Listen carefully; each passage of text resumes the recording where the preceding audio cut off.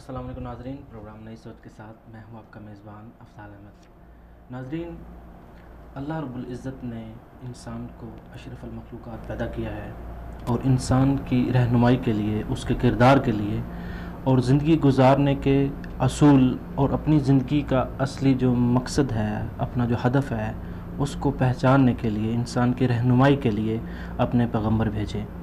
नाज़रीन, इंसान का जो इखलाक है, इंसान की जो पहचान है, इंसान की ज़िंदगी का जो मकसद है और इंसान की जो हकीकी पहचान है, वो उसका किरदार होता है, वो उसका इखलाक होता है।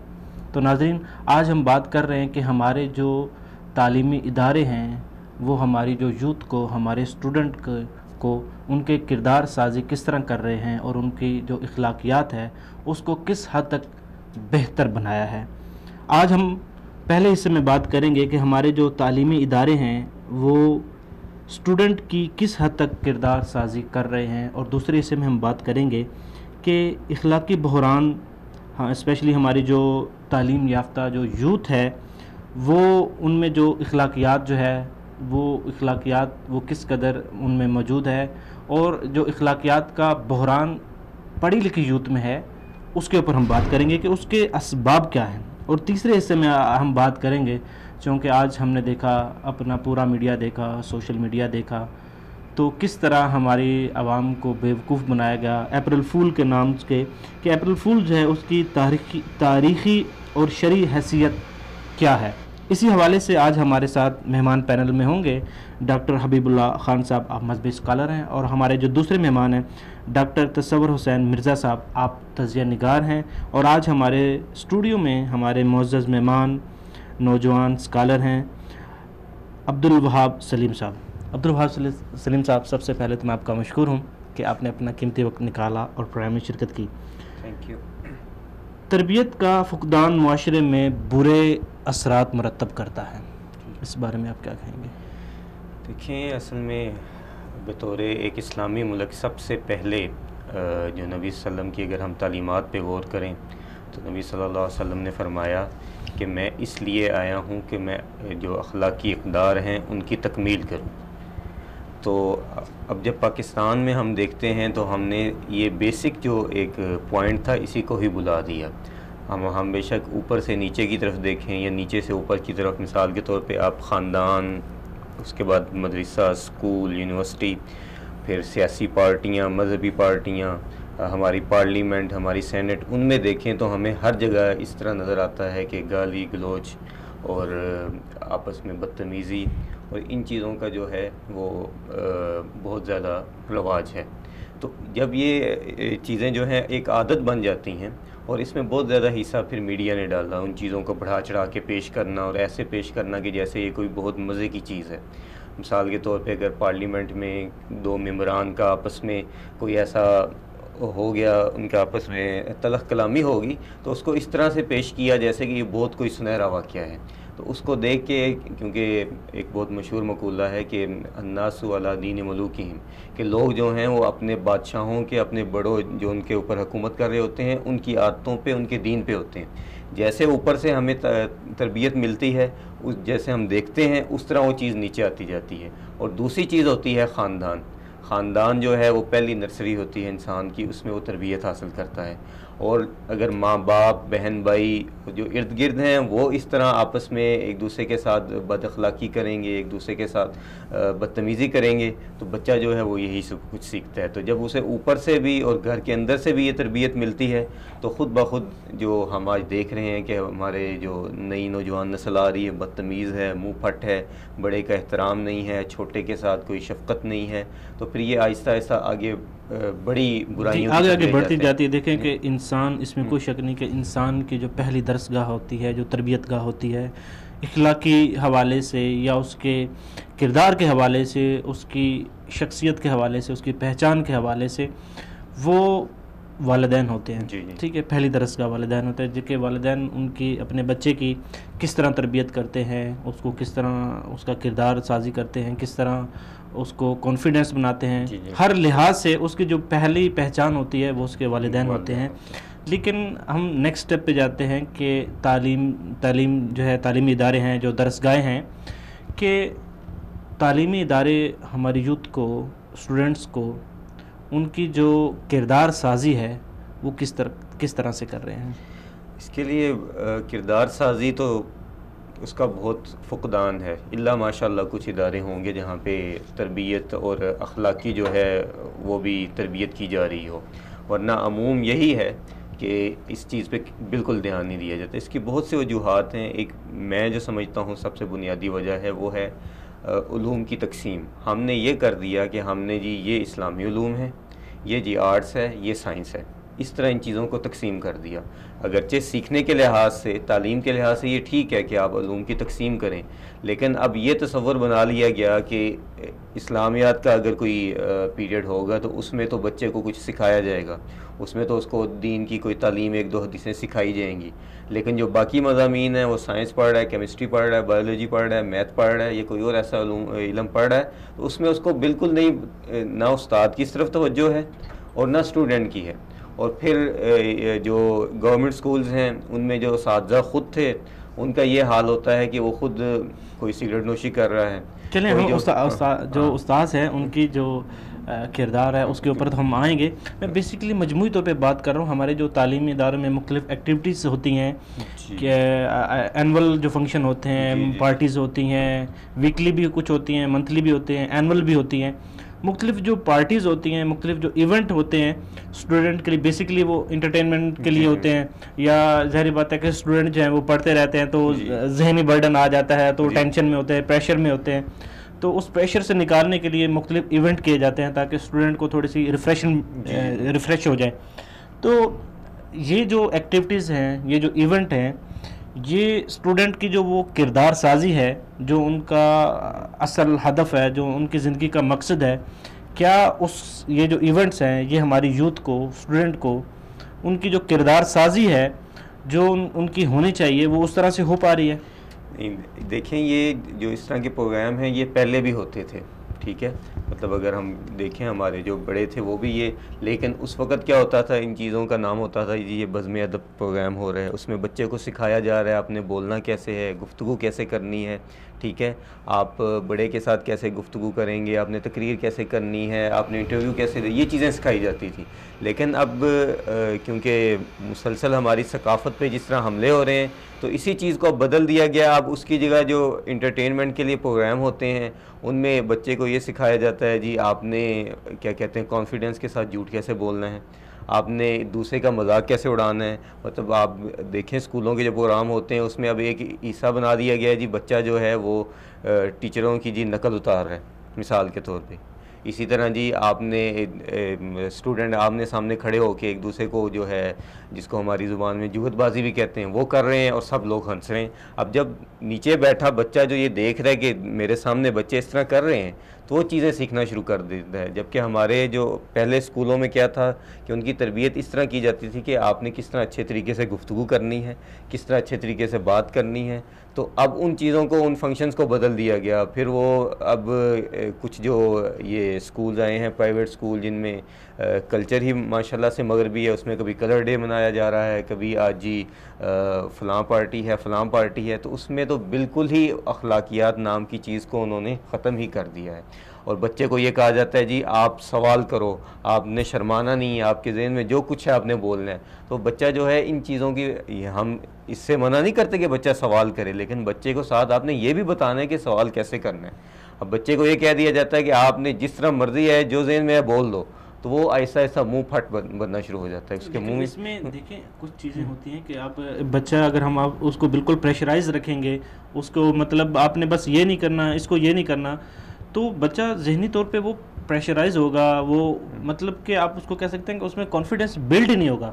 اس کا کیا کوئی ایسا طریقہ نہیں ہم اپنا سکتے کہ بچہ جو ہے وہ اس کا کانفیڈنس جو ہے وہ بھی ڈیمیج نہ ہو، پریشر میں بھی نہ آئے، اور احسن طریقے سے جو آپ بات سمجھانا چاہ رہے ہیں وہ سمجھ آئے، اور جو وہ بچہ پوچھنا چاہ رہا ہے، اب ظاہری بات ہے بچے کی جو ایک سٹیپ ہوتا ہے وہ اس چیز کو پک کرتا ہے، اس کو سیکھتا ہے، اور جو بھی نئی چیز دیکھتا ہے اس کے بارے میں پوچھتا ہے یہ کیا ہے، یہ کیا ہے، یہ کیا ہے، یہ کیا ہے، کیونکہ بچہ اسی طرح سیکھتا ہے۔ جی تو ہم کیوں مطلب بعض جگہوں پہ اتنے اسٹرکٹ ہو جاتے ہیں کہ بس بچے کو کہہ دیتے ہیں کہ اب برائی سے روکنا ہے، ایک چیز برا کام ہے ٹھیک ہے، اس سے آپ نے روکنا ہے، تو آپ بس اس کے بارے میں بچے کے لیے ذہن میں ایک ایسی چیز بٹھا دیتے ہیں کہ وہ پوری زندگی، مثال کے طور اب بلی کا بچہ ہے، ٹھیک ہے، آپ کہیں بیٹا پڑھو نہیں تو بلی کا بچہ کھا جائے گا، اب آپ شروع سے ہی اس کو اس طریقے سے ڈرا رہے ہیں کہ وہ بچہ جب بڑا بھی ہوتا ہے تو بعض کا وہ بلی کو دیکھ کے ڈر جاتا ہے، اور اس کا جو کانفیڈنس ہوتا ہے وہ بس ایک ڈر جو ہوتا ہے نا اس کی پوری زندگی سے نکل نہیں پاتا. ایک چیز تو یہ ہے. دوسری چیز یہ ہے کہ بجائے ہم برائی کو سے روکنے کے لیے بچے کو پریشرائز کریں، اس کو برائی اور اچھائی میں جو فرق ہے وہ اس کے سامنے رکھتے ہیں تاکہ بچہ خود اس چیز کا سلیکٹ کرے کہ یہ چیز میرے لیے اچھی ہے، یہ چیز میرے لیے اچھی نہیں ہے. یہی میں بات آگے کرنا چاہ رہا تھا، آپ نے اور اس کو ایکسپلین کر دیا. میں یہی کہنا چاہ رہا تھا کہ بچوں کو بالکل اچھائی اور برائی کا فرق سمجھایا جائے. بچے کو صرف یہ کہنے سے گزارا نہیں ہوتا بیٹا یہ نہیں کرنا، یہ کریں گے تو کیونکہ جو انسان کی اللہ تعالیٰ نے فطرت بنائی ہے، جب وہ پہلی بار جو بالکل آپ نے بھی کہا کہ کوئی نئی چیز دیکھتا ہے، کوئی نیا کام دیکھتا ہے، تو وہ اس کے بارے میں اس کے ذہن میں ایک کیوریسٹی ہوتی ہے کہ یہ دیکھوں یہ کیا ہے، یہ کیوں ہے، اور اگر مجھے کسی نے منع کیا ہے تو کیوں کیا ہے. تو اس کے بجائے اگر آپ اس کو یہ بتائیں کہ بیٹا یہ کام اس لیے نہیں کرنا کہ یہ فلاں چیز جو ہے اس میں یہ برائی ہے، اس سے یہ خامی آ سکتی ہے، یا یہ اس سے بد اخلاقی آپ کے اندر پیدا ہو سکتی ہے، اس سے آپ کو بری عادت پڑ سکتی ہے، لوگ آپ کو اس سے اچھا نہیں سمجھیں گے، تو پھر وہ زیادہ اچھے طریقے سے اس کو پک اپ کرتا ہے بجائے اس کی. جی ابھی ہمیں معذرت کے ساتھ آپ کی بات کرنا چاہوں گا، ڈاکٹر تصور حسین مرزا صاحب نے جوائن کیا ہے. السلام علیکم ڈاکٹر صاحب. ڈاکٹر صاحب آج ہم بات کر رہے ہیں کہ تعلیمی اداروں میں جو کردار سازی اور اخلاقیات کے اوپر، تو آپ کیا سمجھتے ہیں کہ اس میں کوئی شک نہیں جو کردار سازی ہوتی ہے اس میں ٹیچر کا بہت بڑا ہاتھ ہوتا ہے، تو ہمارے تعلیمی اداروں میں جو ٹیچرز ہیں وہ اسٹوڈنٹ کی کردار سازی کرنے میں کس حد تک کامیاب ہیں؟ بسم اللہ الرحمن الرحیم. سب سے پہلے میں آپ لوگوں کو بہت مشکور ہوں کہ میں اس کو اپنی طرف سے میں سمجھتا ہوں تعلیم اور تعلیمی ادارے یہ دو سینسٹیو میٹر ہے، اور شاید علامہ اقبال رحمۃ اللہ نے اسی لیے ارشاد فرمایا تھا تیرا ادارہ تو گونٹ دیا اہل مکتب نے، پھر آئے کہاں سے صدا لا الہ الا اللہ. تو کردار کشی جو ہے میں سمجھتا ہوں عالم کا ایک رد عمل ہے وہ ہے کہ جو پاکستان کی گورنمنٹ ہے اس نے پچھلے 3-4 سالوں سے اساتذہ کرام کی کردار کشی کے لیے میں سمجھتا ہوں کوئی موقع حاصل جانے نہیں دیا. مجھے اچھی طرح یاد ہے جب ہم لوگ پڑھتے تھے تو اگر وہ کوئی اساتذہ کرام ابھی بھی بات میں پبلک ٹرانسپورٹ میں ہو جاتا ہم افغان کھڑے رہتے ہیں، لیکن جو ابھی پوچھ آ رہا ہے جو بھی اساتذہ کرام ہیں یقین مانے بچے ان کے سامنے ادب تو دور کی بات ہے، ان کو وہ رسپیکٹ بھی نہیں دیتے. تو یہ کردار کشی جو ہے ایک تو حکومت کی طرف سے ہے کہ اس نے اساتذہ کرام کو سلیبس تک تعلیم تک رہنے ہی نہیں دیا، اس میں سیاست انوالو ہو گئی ہے. وہ لوگ بھی شاید محکمہ تعلیم میں اور اساتذہ کرام کے اعلیٰ فرائض شامل ہو گئے ہیں یا شامل کر دیے گئے ہیں، ان کا میں سمجھتا ہوں تعلیم سے دور کا بھی کوئی تعلق واسطہ نہیں تھا. اور رہتی کے جو کثر تھی وہ ہمارے سسٹم میں نکال دی. اب بہت سے بات ہے جیسا کہ تعلیمی ادارہ ایک اسکول ٹیچر گاؤں میں پڑھتے ہیں، ان کے اپنی 100 کام ہوتا ہے، وہ 10 بجے آتا تھا، 8 بجے اسکول لگتا ہے، 4 بجے وہ 4 بجے کہہ رہا ہوں 2 بجے چھٹی کا ٹائم ہوتا ہے، وہ 1 بجے چلے جاتے تھے. تو حکومت نے اس چیز کو فوکس کیا اور ان کی حاضری کو یقینی بنانے کے لیے چھاپے وہ مختلف این جی اوز مختلف اہل علم کو بھیجا. اب ان لوگوں نے بچوں کے سامنے اساتذہ کو وہ توہین میں لہجے میں بولا کہ آپ کیا کر رہے ہیں، آپ کو فرق کر دیا جائے گا، آپ کا رزلٹ یہ ہے. تو ایک آدمی پڑھا رہا ہے بی سی تو دوسرے اس نے کہا نہیں کہ یہ پڑھانے کا طریقہ ٹھیک نہیں ہے، آپ اسے صحیح سے لکھیں. تو جب ہم نے بچوں کے سامنے وہ کچھ کر دیا تو وہ جو ٹیچر تھا وہ اپنا مقام آہستہ آہستہ کھو رہا ہے. تو میری کہنے کا یہ مطلب ہے کہ استاد کو حکومتی سطح پر بھی وہ مقام حاصل نہیں رہا.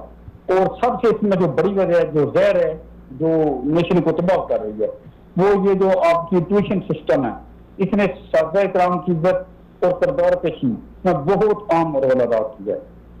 اگر اس پر بھی پابندی لگ جائے نا اور ایک خوف خدا ہو جائے تو کردار کشی سے ہم بچ سکتے ہیں. اب کردار کشی کے دوسرے مرحلے میں آپ غور کریں تو ہم نے جو کچھ بھی سیکھا ہے غیروں سے.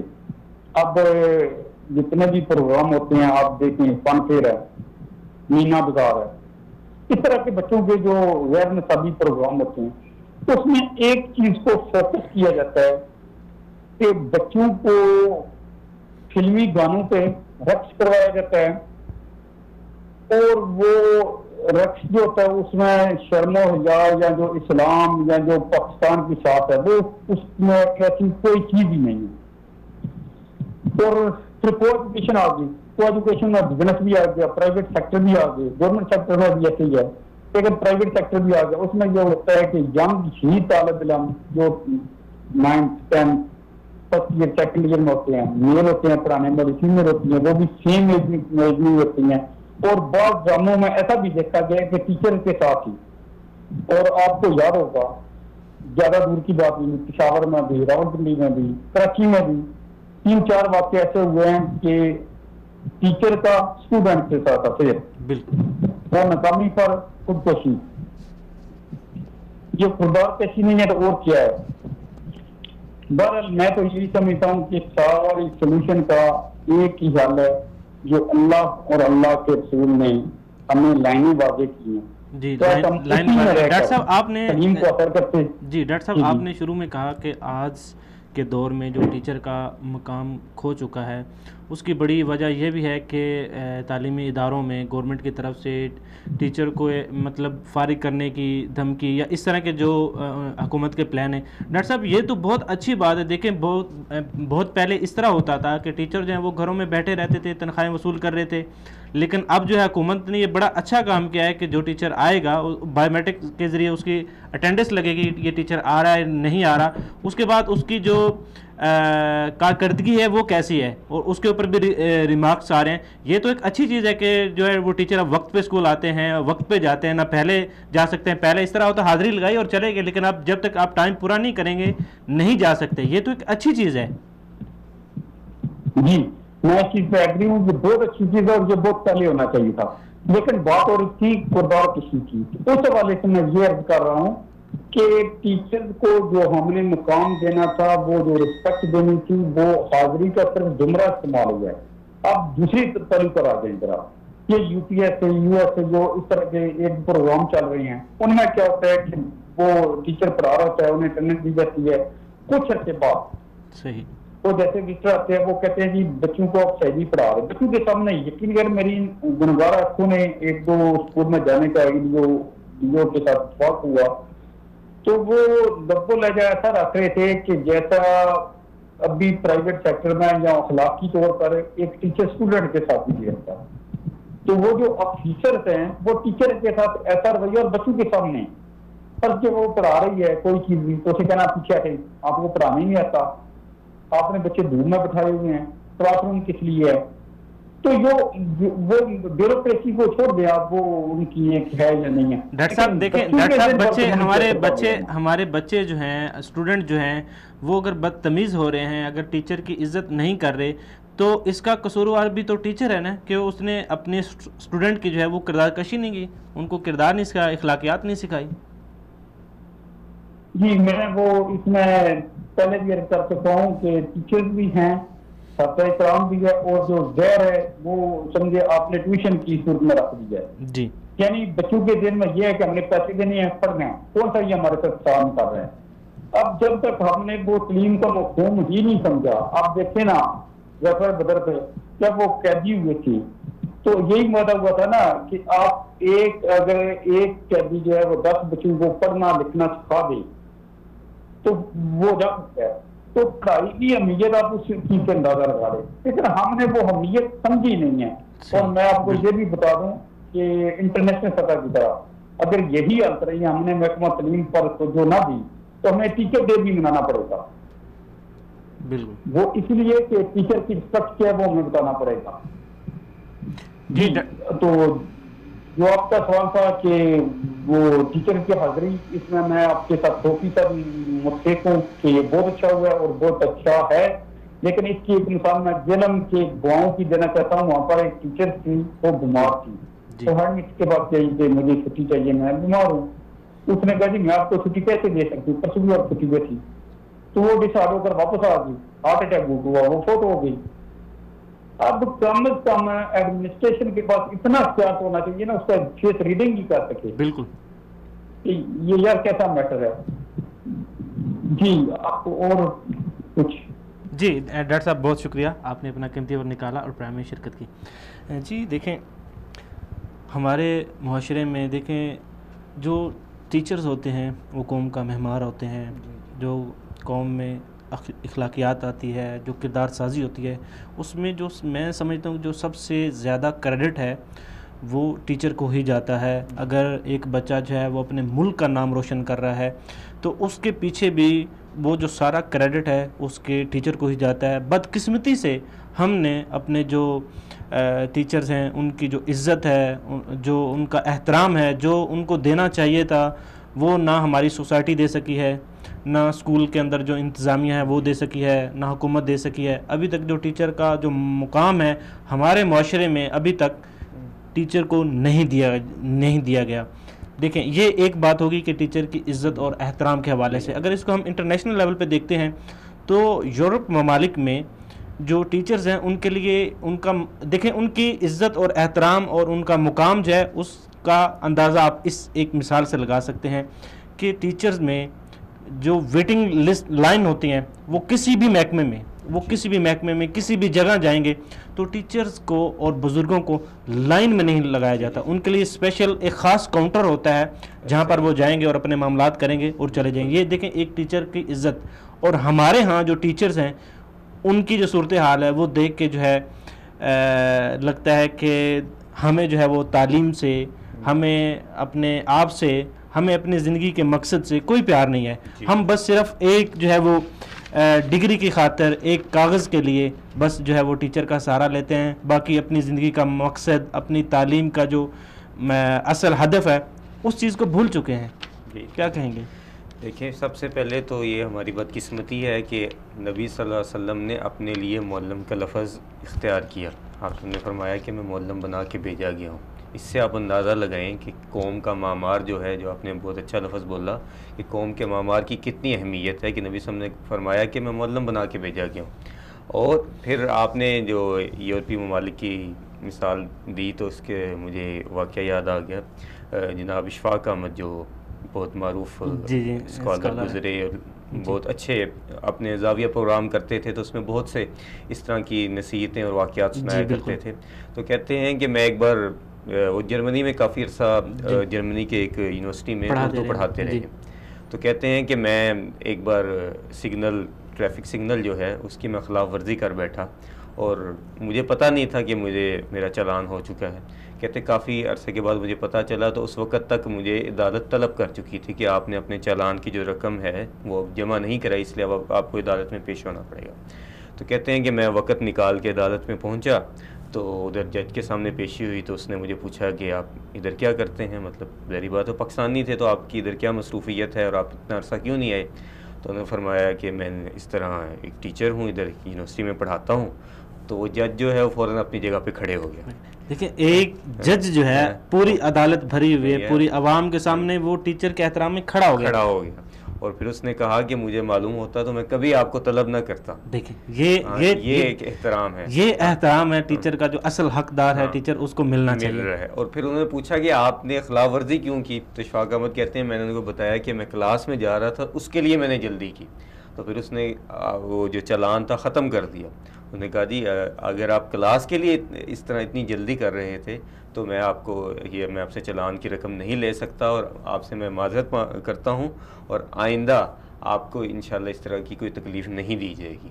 तो ये एक एहतराम होता है जब आप ये टीचर्स को, हमारे माजी में भी ऐसी बहुत सी मिसालें हैं। बहुत सारी मिसालें। हारून रशीद का वाक़या बहुत मारूफ है कि उसके बेटे जो थे वो अपने उस्ताद का जूता उठाने के लिए दोनों के दरमियान में दौड़ लगी कि मैं उठाऊंगा और आखिर में क्या फ़ैसला हुआ कि एक जूता तुम उठा दो, एक जूता मैं उठा लेता हूँ।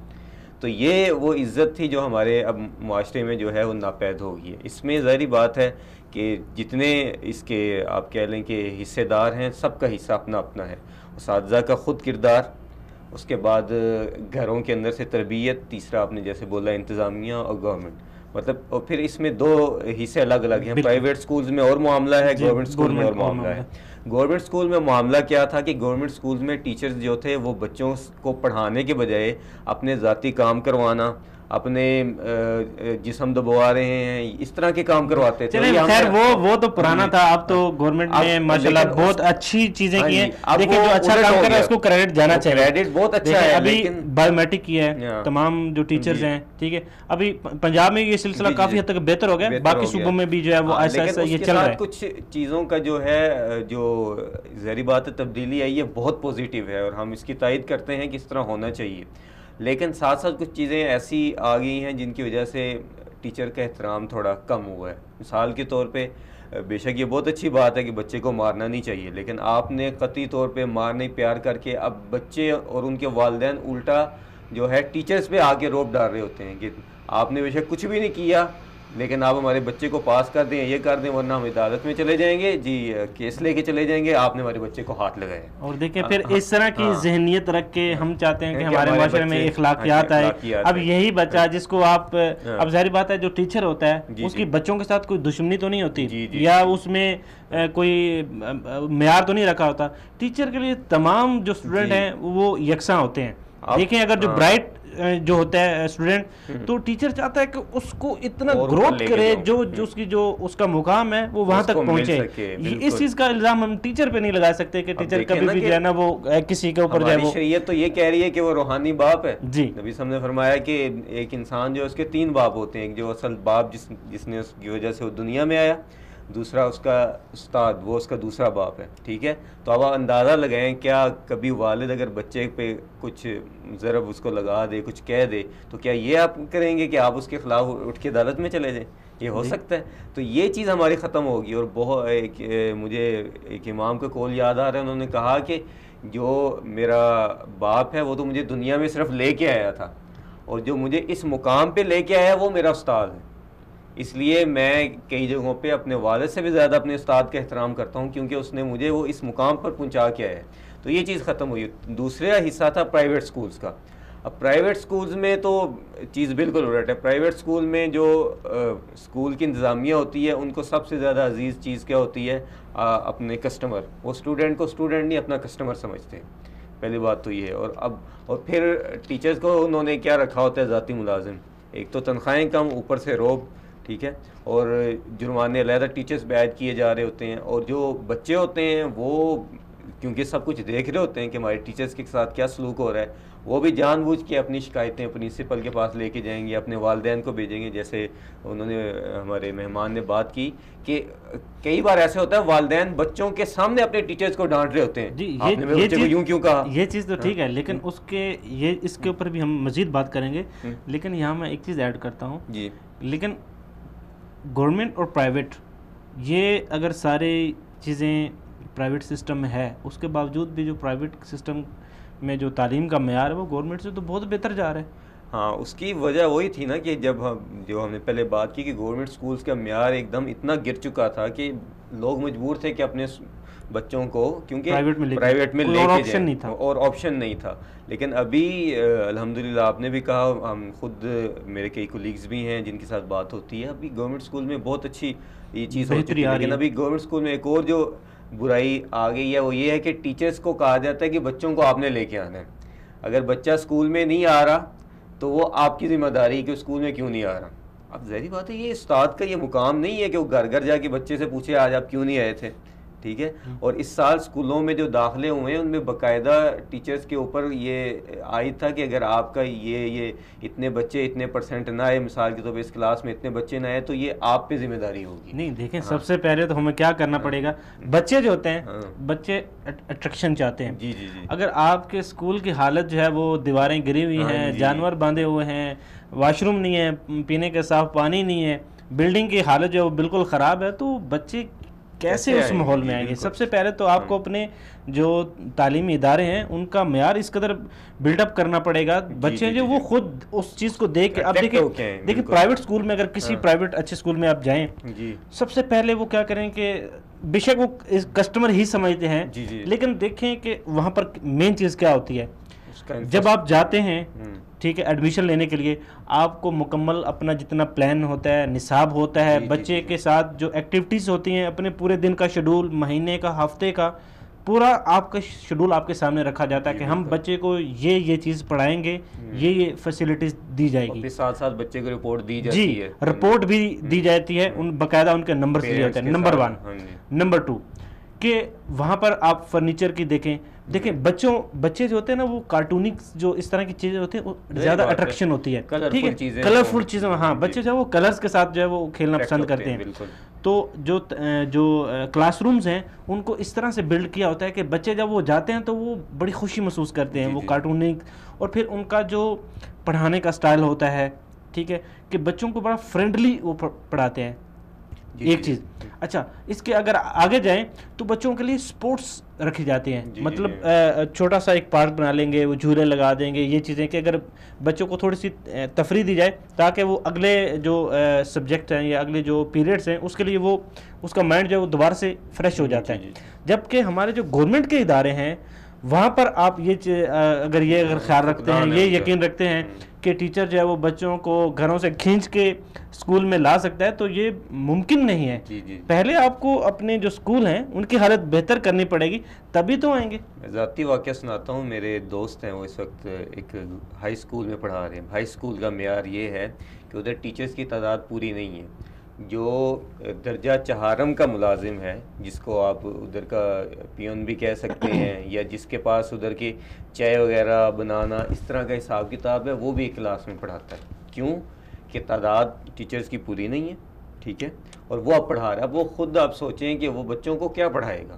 تربیت کو فی الحال آپ ایک طرف کریں، تربیت جو ہونی وہ ہونی، تعلیم وہ کیا دے گا. تو یہ جب چیزیں ہوتی ہیں تو پھر اس کے باوجود آپ کہیں کہ بچے ہیں، اور پھر گورنمنٹ جو سکولز ہیں خاص کر کے دیہات میں، ادھر تو یہ معمول کی بات ہے کہ جو ادھر کی جو بلڈنگ ہے اس کی حالت اچھی نہیں ہوگی، انفراسٹرکچر بالکل گرا ہوگا، اور واقعتاً ادھر جانور بندے ہوئے آپ کو ملیں گے. اور اگرچہ آپ دیکھیں گے ابھی میڈیا اتنی ترقی کر چکا ہے، اتنی سختی ہو چکی ہے، اس کے باوجود یہ چیزیں موجود ہیں. تو اب جب تک آپ یہ چیزیں نہیں کریں گے تو پرائیویٹ سکول ختم نہیں ہو سکتے. جب پرائیویٹ سکولز ختم نہیں ہوں گے تو تب تک آپ یہ امید نہیں کر سکتے کہ آپ کا ایک نظام تعلیم جو ہے یکساں ہو جائے، اور دوبارہ سے وہ جو احترام ہے، وہ جو ایک حقیقی عزت دل کے اندر موجود ہوتی ہے، وہ ٹیچرز کے لیے ہے. دیکھیں پرائیویٹ سکول ختم ہونا نہ ہونا وہ تو ایک الگ بات ہے. آپ کے پاس جو اپنی ذمہ داری ہے، عوام کا جو پیسہ دیا جاتا ہے، ٹھیک ہے، آپ کے پاس بجٹ آتا ہے تعلیم کا، وہ بجٹ کہاں جاتا ہے؟ وہ بکس جو ہیں، بکس ٹھیک ہے حکومت فری دے رہی ہے، اچھی بات ہے. صرف بکس ہی نہیں، اس کے علاوہ جو بلڈنگز ہے، اس کے علاوہ جو نظام، یہ بہتر تو کر رہے ہیں، یہ پلان میں ہے. لیکن مسئلہ یہ ہے کہ اب دیکھیں ہمیں تقریباً 71 سال ہو گئے پاکستان بنے ہوئے. اس 71 سال میں کیا ہر سال تعلیم کا بجٹ نہیں ہوتا؟ کیا کبھی یہ جو تعلیم کا بجٹ ہے عوام کی طرف سے ڈیمانڈ، دیکھیں آپ کے پاس بجٹ کم ہے مانتے ہیں، کیا آپ نے ڈیمانڈ کی؟ کیا اس بات کو آپ میڈیا پہ لے کے آئے کہ اس دفعہ ہماری تعلیم کا بجٹ کم ہے، اگلے سال ہمیں اتنا بجٹ چاہیے؟ کیا اپنا جو پلان ہے وہ پیش کیا؟ سیاسی پارٹی نے اس پہ الیکشن لڑا ہے، کیا یہ چیزیں ترجیحات میں ابھی الیکشن پہ آ رہا ہے؟ کیا کسی سیاسی جماعت نے یہ کہا کہ ہم آپ کے جو دیکھیں وعدے کیے جاتے ہیں، وعدے ہم بہت شروع سے سنتے آ رہے ہیں، لیکن ان کو جو اس کے اوپر جو ہے پریکٹیکلی ہمیں دیکھنے میں کچھ بھی یہ چیز میسر نہیں ہے. اور یہ ایک دیکھیں، ہم جب تک اپنی تعلیم کو بہتر نہیں کریں گے تب تک ہم اپنے معاشرے میں تبدیلی، اپنے معاشرے میں ترقی، اپنے معاشرے میں اخلاقیات یا مہذب قوم کبھی بن ہی نہیں پائیں گے. لیکن اصل مسئلہ یہ ہے کہ ہم نے اپنا جو ہدف ہے، ہم نے تعلیم کو سمجھے نہیں، ہم نے جانے نہیں، اہمیت کو نہیں جانا. ہم نے جو اپنے اسلاف ہیں، اپنے جو ٹیچر ہیں، ان کی جو عزت ہے، ان کا جو احترام ہے، اس کو پہچانا ہی نہیں ہے. اور اس کے آگے اگر بات کی جائے ٹیچر کی تو بڑی معذرت کے ساتھ کہ ہمارے جو ٹیچرز ہیں انہوں نے اپنے جو فرض ہے اس کو بھی بہت پہچانے ہی نہیں. دیکھیں اب یہی ٹیچر جو ہے جب پرائیویٹ میں ادارے میں جاتے ہیں، منہ میں مٹھاس آ جاتی ہے، اخلاقیات آ جاتی ہے وغیرہ وغیرہ. کیونکہ وہاں پر آپ کو سختی ہوتی ہے، آپ کو حساب دینا پڑتا ہے، ہر ایک چیز کا حساب دینا پڑتا ہے. اب یہی چیز جب آپ اپنا فرض سمجھیں گے، بہت سارے ایسے ٹیچر دیکھیں، میں آپ کو بتاتا ہوں اس وقت جو الف اعلان کی جو رپورٹ آئی ہے 2017 کی، اس میں آپ دیکھیں سب سے پہلے نمبر پہ جو ہے وہ کشمیر ہے تعلیم کے حوالے سے. ارے بھائی کشمیر میں آپ سہولیات دیکھیں، کیا کون سی سہولیات آپ دے رہے ہیں کشمیر میں؟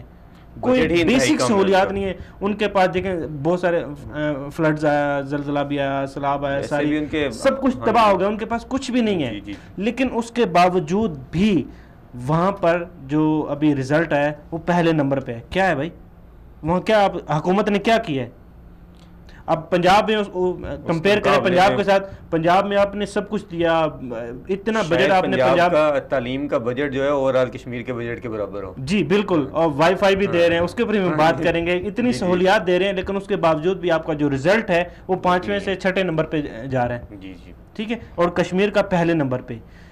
وہاں میں نے بہت سارے واقعات سنے ہیں کشمیر میں, اس میں سے ایک واقعہ ایسا بھی ہے کہ ایک بزرگ ٹیچر جو تھے وہ ایک علاقے میں رہتے تھے اور ان کو وہ ندی پار کر کے دوسرے گاؤں میں پڑھانے کے لیے جانا پڑتا تھا. اب دیکھیں جب سردی کا موسم ہوتا ہے تو وہ علاقہ بھی بڑا ٹھنڈا ہے, پانی اس قدر یخ ہوتا ہے کہ وہاں ہاتھ لگانا بھی جو ہے نا وہ ممکن نہیں ہوتا. لیکن اس کی تصویریں بھی سوشل میڈیا پہ شیئر ہوئیں. وہ ٹیچر ندی کو کراس کر کے جاتا, وہاں پہ بچوں کو پڑھاتا اور پڑھا کے واپس آتا. دیکھیں یہ ہوتا ہے ٹیچر کا جو جذبہ ہوتا ہے, اس کا جو اصل مقصد ہوتا ہے اور جو اس کی ذمہ داری ہے وہ پوری کر رہا ہے.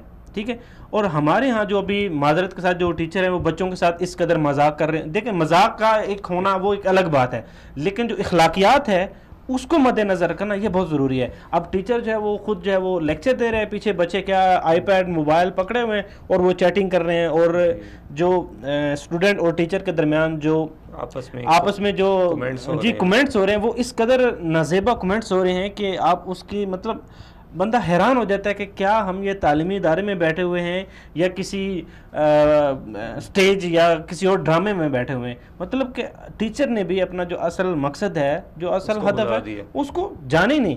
اگر اس ماحول کو دیکھا جائے, جو اسٹوڈنٹ ہیں وہ اپنے ٹیچر کا احترام نہیں کرتے تو ہم اسٹوڈنٹ کو تو قصوروار نہیں ٹھہرائیں گے, تو ٹیچر ہی ٹھہرا. کیونکہ دیکھیں ہاں یہ آپ کی بات بالکل, کیونکہ اسٹوڈنٹ تو آیا ہی اپنے آپ کو بنانے کے لیے بالکل بنانے کے لیے ہے, تو اگر بن نہیں رہا تو اس میں ظاہری بات ہے ٹیچر کا سب سے پہلا بالکل بطور معلم اس کا قصور ہے. کہ دیکھیں اگر ہم اسلامی اخلاقیات سے ہی شروع کریں تو نبی صلی اللہ علیہ وسلم کے بارے میں کتنے واقعات آتے ہیں کہ آپ صلی اللہ علیہ وسلم کے ساتھ کوئی اگر ہوتا تھا, بچہ ہوتا تھا یا کوئی ہوتا تھا, تو آپ اس کو بار بار چیز سکھاتے تھے.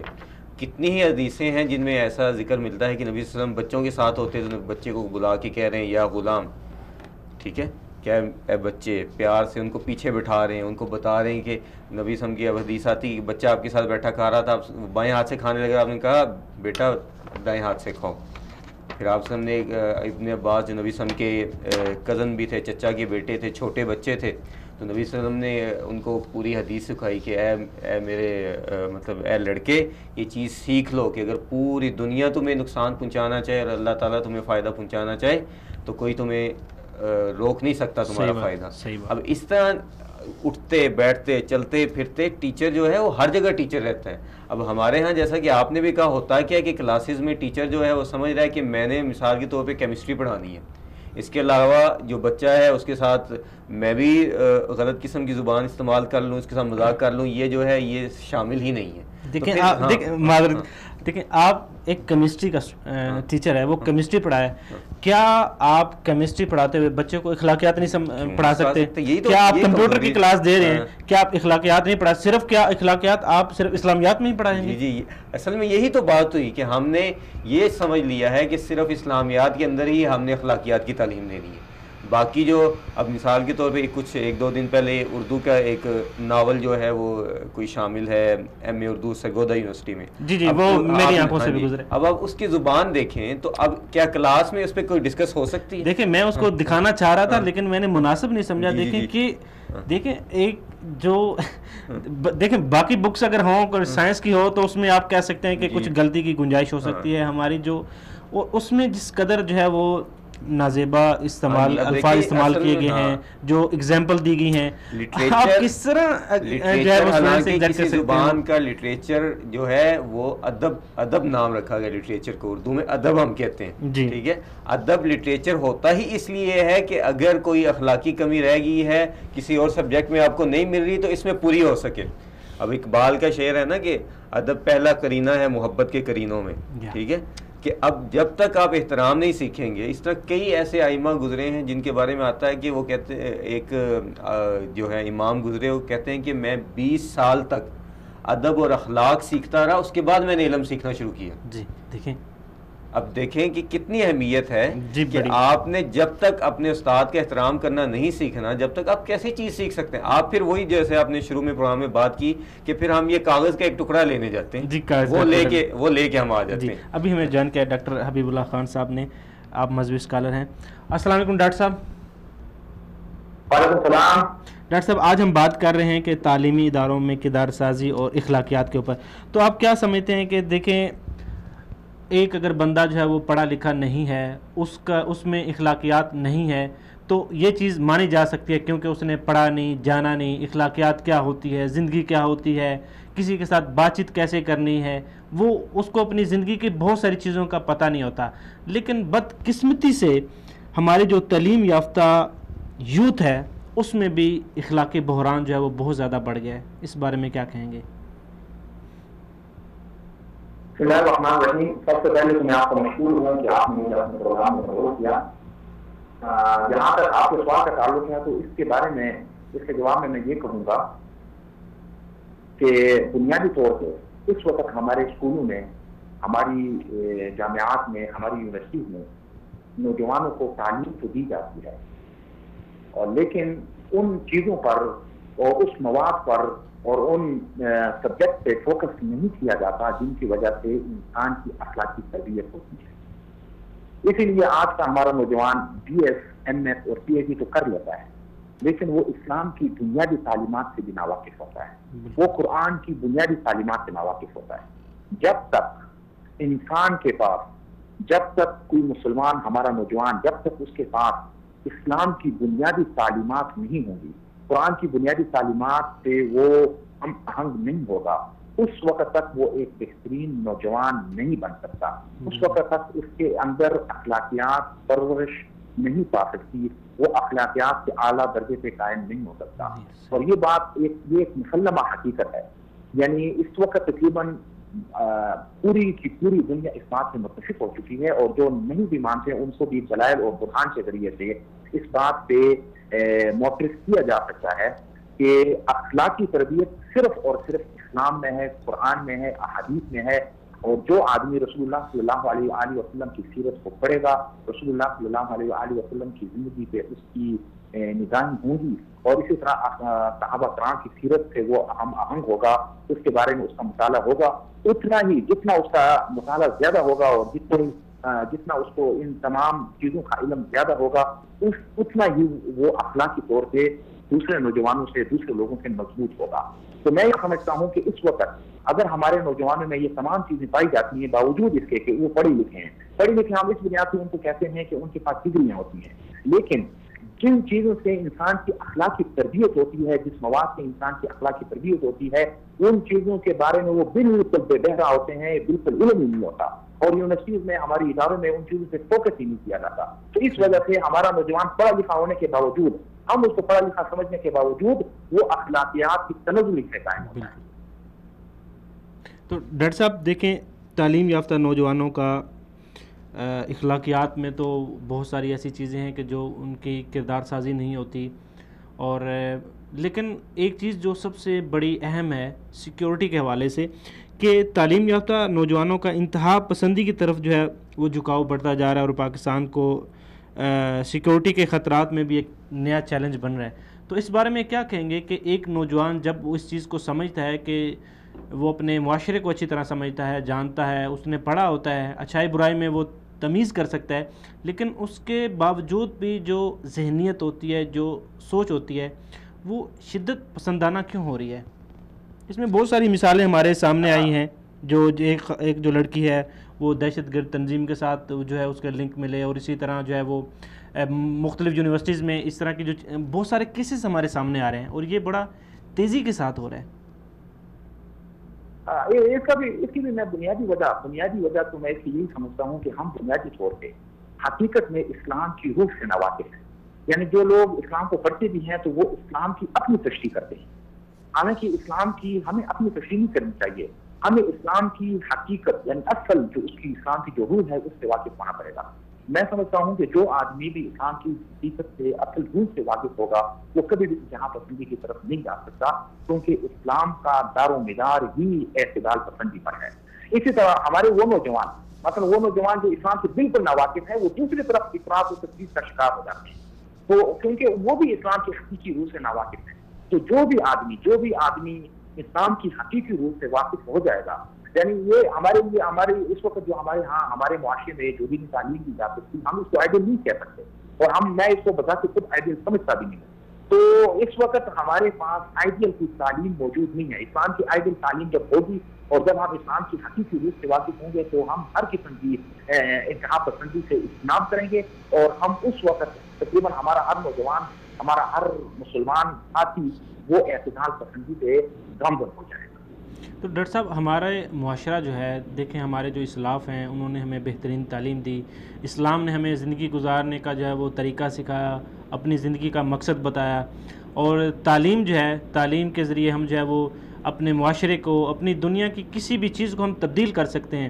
لیکن دیکھیں کہ پاکستان کو آزاد ہوئے کافی عرصہ ہو گیا. پہلے تو آپ کہہ سکتے تھے کہ آپ کو تعلیم حاصل کرنے میں بہت ساری مشکلات ہیں، لیکن اب دیکھیں زمانہ بدل گیا ہے، دنیا تبدیل ہو رہی ہے، ٹیکنالوجی کے میدان میں دنیا کہاں سے کہاں تک چلی گئی ہیں، اور جو چیزیں اسلام نے ہمیں سکھائیں بدقسمتی سے ہم نے اس چیز کو سمجھا نہیں، پڑھا نہیں، اور ہمارے معاشرے میں جو ہے وہ بد امنی پھیل گئی، ہمارا معاشرہ جو ہے وہ تباہی کی طرف جا رہا ہے. اور اس کے علاوہ جو اخلاقیات ہیں، اخلاقیات کا جو ہم نے جو بیسک اخلاقیات ہیں ہم میں تو وہ بھی نہیں پائی جاتی. تو آپ کیا سمجھتے ہیں کہ کیا اگر ہمارا جو رویہ ہے، ہمارے استاذہ کا رویہ اور ہمارے تعلیمی اداروں کا یہ رویہ اگر ایسا ہی رہا تو اخلاقیات سے جو ہے وہ اس کا جو ایک سٹینڈرڈ ہے وہ تو کم ہو ہی رہا ہے، ہمارے ملک کے لیے، ہمارے معاشرے کے لیے یہ کس قدر جو ہے وہ خطرناک ثابت ہو سکتا ہے؟ اس میں کوئی دو رائے نہیں ہے. اگر ہم اسی طرح چلتے رہے اور ہم نے اگر اپنے رویش کو چینج نہ کیا تو یہ ہم بہت زیادہ خطرناک ثابت ہوگا. کیونکہ اس وقت بنیادی طور پہ اصل میں سوچنے والی بات یہ ہے کہ جب ایک نوجوان تعلیم حاصل کرتا ہے، وہ اسکول کو جوائن کرتا ہے، اس کے بعد کسی جامعہ یونیورسٹی کو جوائن کرتا ہے، تو اس کا بنیادی یعنی کسی بھی انسان سے آپ اس کی سروے کروا لیں، جب بھی اس نوجوان سے پوچھا جائے گا تو وہ ہمیشہ اپنے بارے میں سوچتا ہے. وہ کہتا ہے کہ میں تعلیم حاصل کروں گا، ایم ایس کروں گا، پی ایچ ڈی کروں گا، اس کے بعد میری اچھی نوکری لگے گی، میں اچھا گھر میں بناؤں گا، میں اس کی شادی کروں گا. یعنی اس کا صرف جتنی بھی اس کی جو باتیں اس کی ہوتی ہیں وہ صرف اس کی ذات تک ریلیٹڈ ہوتی ہیں. کبھی بھی وہ اپنے ملک کی بات نہیں کرے گا، اپنی دین کی بات نہیں کرے گا، اپنے معاشرے کی بات نہیں کرے گا. اور حالانکہ میں سمجھتا ہوں کہ لوگوں نے ابھی اس وقت سب سے زیادہ ایڈمیشن کس ڈگری میں ہوتے ہیں یا کس فیکلٹی میں ہوتے ہیں، جس لوگ یہ پوچھتے ہیں، والدین کا بھی فوکس اس بات پہ ہے کہ اس کا اسکوپ کتنا ہے، اس کا اسکوپ کتنا ہے، ہمارے بچے کو آگے نوکری ملے گی یا نہیں ملے گی. جب تعلیم کا مقصد یہ بن گیا ہے کہ ایک آدمی نے، نوجوان اور والدین بھی اپنے بچوں کو اس لیے بھیجتے ہیں کہ بچہ پڑھ کر آگے پیسے کمائے، روزی کمائے، اور یہ روزی کا ذریعہ بنا لیا گیا ہے.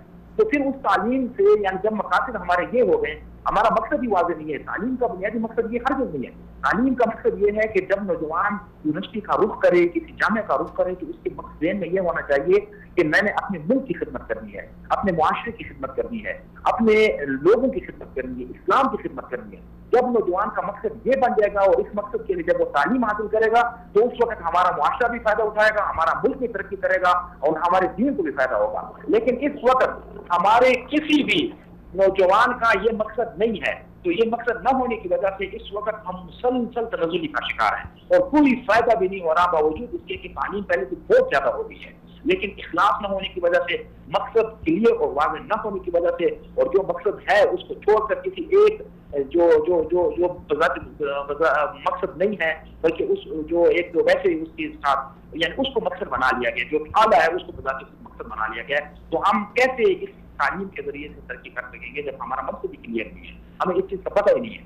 تو اس لیے اخلاقی طور پہ بھی ہم تنزلی کا شکار ہیں، اور دوسری طرف ہم ہمارے ملک کے لیے، کیونکہ جب تک ہمارا مقصد کلیئر نہیں ہوگا، اور یہ میں آپ کو ایک ذاتی تجربے کی بات بتاؤں کہ جب جس بھی ٹیچر کے ساتھ، چاہے اس کا تعلق جس بھی فیلڈ کے ساتھ ہو، جب بھی اس کے ساتھ اس معاملے میں میری بحث بات ہوئی ہے تو اس نے ہمیشہ یہی کہا ہے کہ اس وقت ہماری یونیورسٹی میں، ہمارے نصاب میں اخلاقیات کے حوالے سے بھی ایک سبجیکٹ ہونا چاہیے. ہر یعنی باوجود اس کے کہ وہ ہر ایک बल्कि यानी एक मेच्योर स्टूडेंट और टीचर, और स्टूडेंट जब अपनी स्टूडेंट लाइफ से टीचर लाइफ की तरफ आता है तो हर आदमी के मुंह पे ये बात होती है कि अखलाकियात का भी एक सब्जेक्ट होना चाहिए, लेकिन अखलाकियात के सब्जेक्ट ऑलरेडी हमारे पास मौजूद हैं, हमने उनको फोकस भी करना छोड़ दिया है, हमने उनको अहमियत देना छोड़ दी है, तो हम अखलाकी तौर पर भी तनज़्ज़ुल का शिकार हैं। और इसी तरह जो हम तालीम हासिल कर रहे हैं उसके जरिए से ना अपने मुल्क को फायदा दे रहे हैं, ना अपने मुआशरे को फायदा दे पा रहे हैं, और न ही अपने दीन और इस्लाम को फायदा दे पा रहे हैं। जी डॉक्टर साहब, आपसे आखिरी सवाल करना चाहूँगा कि आज के जो स्टूडेंट हैं जब वो तालीम मुकम्मल कर लेते हैं तो उनके पास डिग्री तो होती है लेकिन काबिलियत नहीं होती, इसकी क्या वजह है? कि देखें कि आप चाहे आप इंजीनियर हैं या आप डॉक्टर हैं या आप किसी भी फील्ड से आपने डिग्री हासिल की है, आप में काबिलियत नहीं है, और उसके बाद हम फिर इस चीज़ का रोना रोते हैं कि हमें जॉब्स नहीं मिल रही या हमें काम नहीं है। जब एक बंदे के पास काबिलियत ही नहीं है, क्या उसको ये हक बनता है कि वो इस चीज़ का गिला करे कि उसको जॉब नहीं मिल रही या उसके लिए जो है वो बाकी कोई प्लेटफॉर्म मुहैया नहीं किया गया? बिल्कुल इसका हक नहीं बनता, और इसकी मैं आपको एक बुनियादी वजह बताऊं, क्योंकि मैं इस वक्त इस फील्ड में हूँ। जब भी पहले यानी हमारा सेमेस्टर सिस्टम है, जब भी पहले दिन टीचर क्लास में जाता है और वो अपने सब्जेक्ट की इब्तिदा करता है और किताब बताता है, बुक की पर निशानदेही करता है कि इन फायदे उठाएंगे, तो टीचर का दूसरा क्वेश्चन यानी बल्कि कुछ स्टूडेंट का पहला क्वेश्चन और कुछ स्टूडेंट का दूसरा क्वेश्चन ये होता है कि एग्जाम पेपर कैसे आएगा और उसमें क्वेश्चन किस तरह के होंगे। और इसी तरह ये बात उस जगह पे अगर टीचर ने उस दिन चुप करवा दिया उनको, तो 10 दिन के बाद उनकी जुबान पे यही क्वेश्चन होता है, और 20 दिन के बाद उनकी जुबान पे यही क्वेश्चन होता है, मिड से पहले उनका यही क्वेश्चन होता है। और अभी इस वक्त मैं मुसलसल इस तजर्बे से गुजर रहा हूँ। इस दफा मैंने स्टूडेंटों को कहा कि मैं बिल्कुल कभी भी किसी भी सूरत में आपको टीचर ये प्रोसेस के बारे में और उनके पैटर्न के बारे में इसलिए नहीं बताऊंगा कि मैं ये चाहता हूँ कि मैं एग्जाम के बगैर, इम्तिहान के बगैर आपको पढ़ना सिखाऊं। तो हमारा स्टूडेंट इस वक्त सिर्फ और सिर्फ वो इम्तिहान में अच्छे नंबर लेने के लिए रट्टा लगाता है, पढ़ता है, और वो इम्तिहान वाले दिन, एग्जाम वाले दिन जब इम्तिहान गाँव में बैठता है तो जो कुछ उसने याद किया होता है उसको उंडेल देता है और वहां से बिल्कुल खाली होकर निकलता है। तो जब हमारा स्टूडेंट, हमारा नौजवान सिर्फ और सिर्फ एग्जाम के लिए पढ़ेगा तो फिर उसके यही नतीजे होंगे जो हम देख रहे हैं और भुगत भी रहे हैं कि हमारे नौजवान के पास डिग्री तो है और अच्छी मार्क्स के साथ उसके पास डिग्री होती है, लेकिन इसके बावजूद वो चिट्टा अनपढ़ होता है, उसको अपनी फील्ड का कुछ नहीं पता होता। तो वो इसलिए कि ये भी मतलब ये भी स्टूडेंट को जो है ये भी मैं ये समझता हूँ कि बुनियादी तौर पर टीचर की जिम्मेदारी है, उस्ताद की जिम्मेदारी है कि वो स्टूडेंट को समझाए कि ये डिग्री जो है ये बुनियादी, ये नहीं कि आपके पास कागज आ जाए तो उसके बाद आपको सब कुछ मिल जाएगा। बुनियादी तौर पे आप जिस फील्ड के हो आपके अंदर उस चीज की काबिलियत होनी चाहिए। वो चीज आप जानोगे नहीं, आपके अंदर काबिलियत नहीं होगी, आप उस चीज की आपके अंदर समझ नहीं होगी तो दुनिया आपको कुछ भी नहीं मानेगी और आपकी कोई कदर नहीं होगी। तो इसलिए उस्ताद को अपने स्टूडेंट को ये बताना चाहिए कि हमें एग्जाम इम्तिहान के लिए नहीं पढ़ना, हमने डिग्री के के लिए नहीं पढ़ना, बल्कि हमने कुछ सीखना है। जब स्टूडेंट का ये मकसद बन जाएगा और वो सीखने की तरफ आएगा तब उसके अंदर काबिलियत भी पैदा होगी और अपनी फील्ड के अंदर माहिर भी हो जाएगा। लेकिन इस वक्त हमारा नौजवान सिर्फ और सिर्फ एग्जाम के लिए पढ़ता है और इसलिए पढ़ता है कि उसके अच्छे नंबर आए। और एग्जाम ये जो हमारे इम्तिहान का जो तरीकाकार है, ये तरीकाकार भी पुराने जमाने में नहीं था। पुराने जमाने में एक आदमी होता था लेकिन वो पूरी अपने मुआशरे को और अपने पूरे इलाके को अपने पीछे चलाता था और उसमें इतना माहिर होता था। लेकिन आज हर घर में और हर मोहल्ले में और चप्पे चप्पे पे पढ़ा लिखा नौजवान डिग्री होल्डर मौजूद है, लेकिन इसके बावजूद इल्म की वो तशनीकी बाकी है। इसकी वजह यह है कि हम सीखने के लिए, समझने के लिए नहीं पढ़ते, बल्कि हमारा मकसद और है। हमारा मकसद सिर्फ ये है कि अच्छे नंबर ले लिए, दो वालिदैन को दिखा दिया, उस्ताद को दिखा दिया, उसके बाद किस चीज से समझ है या नहीं है ये और बाकी इसके बारे में कोई भी नहीं सोचता। न वालिदैन सोचते हैं, न उस्ताद सोचता है और न स्टूडेंट। जी डॉक्टर साहब, आपका बहुत शुक्रिया कि आपने अपना कीमती वक्त निकाला और प्रोग्राम में शिरकत की। जी देखें, डॉक्टर साहब ने बड़ी अच्छी अच्छी बातें की हैं, बहुत सारी चीज़ें ऐसी हैं देखें कि जिन पे बात करना ज़रूरी है। डॉक्टर साहब ने बात की कि जो स्टूडेंट हैं, जैसे कि हमने उनसे सवाल किया कि स्टूडेंट जो है उनके पास डिग्री तो होती है, काबिलियत नहीं होती, तो इसमें बहुत सारी ऐसी चीज़ें हैं कि जिनकी वजाहत बड़ी ज़रूरी है। जी। अब देखें कि एक बच्चा जो है वो इंजीनियर है, डिग्री इंजीनियर की उसके पास है, लेकिन वो उसकी जो बेसिक्स हैं उसको ही नहीं समझता, वो प्रैक्टिकल वो बिल्कुल ज़ीरो है। जी। تو پھر اس ڈگری کا کیا فائدہ ہے کہ آپ ایک انجینئر ہیں, آپ ایک ڈاکٹر ہیں, ڈگری آپ نے لی ہوئی ہے لیکن پریکٹیکل آپ بالکل زیرو ہیں, کچھ نہیں کر سکتے. تو یہ ایک چیز تو ہے. دوسری چیز یہ ہے کہ ہمارے ہاں جو حقیقت ہے, حقیقت میں آپ کسی بھی یونیورسٹی میں, کسی بھی اسکول میں, کسی بھی کالج میں جا کے دیکھیں, بچے جو ہیں پورا سال جو ہے وہ موج مستی میں گزار دیتے ہیں. اسائنمنٹ کسی بچے کی جو ہے وہ بہت شاد و نادر ایسے بچے ہوتے ہیں کلاس میں کوئی 4-5 جو اپنے اسائنمنٹ باقاعدگی کے ساتھ جو ہے وہ اس کو مکمل کرتے ہیں.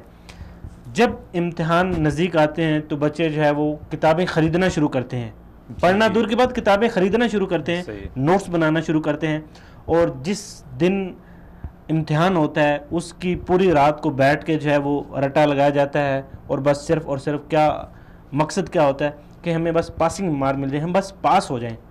تو کیا اس طرح جو ہمارا رویہ ہے یہ اگر رہا تو کیا وہ جس طرح وہ کہتے ہیں کہ بہت ساری مثالیں ایسی آتی ہیں کہ وہ جو ہے وہ استعمال تو نہیں کرنا چاہیے لیکن اب ہو سکتا ہے کہ آگے یہ لفظ استعمال کرنا پڑ سکتا ہے کہ ہم ہمارے تعلیمی اداروں سے وہ بس گدھے ہی نکلیں گے, جو تعلیم یافتہ نوجوان ہیں وہ نہیں نکلیں گے.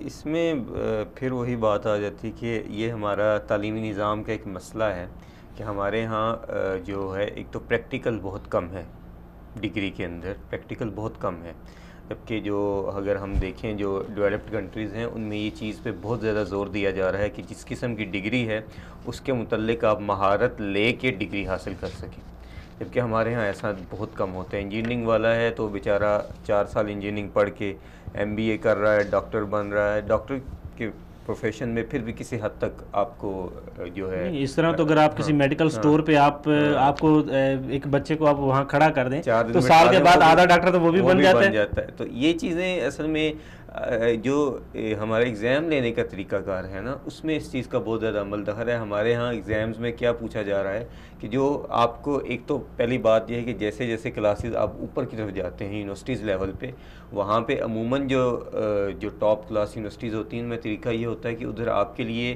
کورس آؤٹ لائن تو موجود ہوتی ہے لیکن آپ کو کتابیں جو ہیں وہ اسپیسیفائی نہیں کی جاتی کہ یہ کتاب پڑھ لیں جی تو آپ پاس کر لیں گے, بلکہ ان کو ایک آؤٹ لائن دی جاتی ہے کہ یہ آپ کی آؤٹ لائن ہے, اس کے متعلق آپ جہاں سے مرضی پڑھ کے ہیں.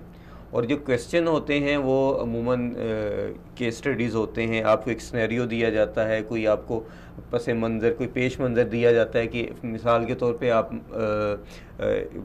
میڈیکل پڑھ رہے ہیں تو آپ کو کوئی کیس اس طرح کا کویسچن میں دیا جائے گا کہ مثال کے طور پہ فلاں فلاں مریض کے ساتھ پیشنٹ کے ساتھ یہ ہوا ہے, آپ کے پاس یہ ریسورسز ہیں, ٹھیک ہے, آپ اکیلے اس وقت ہیں, آپ اس وقت کیا کریں گے, بجائے اس کے کہ آپ کو یہ پوچھا جائے اس کی ڈیفینیشن بتا دو, اس کی تعریف بتا دو, اس کی قسمیں بتا دو, اس کی ٹائپس بتا دو, تو وہ لکھ کے آپ پاس ہو کے آ جائیں. تو جب یہ چیزیں آپ کو پتہ ہوں گی تو پھر آپ خود بخود اس طریقے سے پڑھیں گے. لیکن ہمارا نظام تعلیم اس طرح کا ہے کہ مجھے پتہ ہے کہ میں نے اگر ایک رات میں رٹا لگا لیا تو میں نے پاس تو ہو ہی جانا, تو میں پھر کہتا ہوں کہ میں کیوں سارا سال پڑھتا رہوں. اور پھر کلاسز کے اندر یہ بھی بہت المیہ ہے ہمارا کہ ہمارا جو ہے بہت زیادہ بوجھ جو ہے وہ ایگزام کے مارکس پہ رکھ دیا جاتا ہے. جی ایگزام پہ مارکس سے رکھ دیا. ابھی معذرت ساتھ ہمارا جو وقت ہے وہ بالکل ختم ہو گیا. ناظرین آج کے پروگرام میں ہماری بہت ساری چیزیں ایسی ہیں جس کے اوپر ہم بات نہیں کر سکے. انشاءاللہ ہم اگلے پروگرام میں اس کے اوپر ڈسکس کریں گے. عبدالوہاب سلیم صاحب آپ کا بہت شکریہ کہ آپ نے اپنا قیمتی وقت نکالا. اسی طرح ڈاکٹر تصور حسین مرزا صاحب آپ کا بھی بہت شکریہ. ڈاکٹر حبیب اللہ خان صاحب آپ کا بھی بہت شکریہ. ناظرین آج ہم نے یہ جانا کہ ہمارے معاشرے میں جو تعلیم کا جو معیار ہے اس کے اوپر بھی ہم نے بات کی.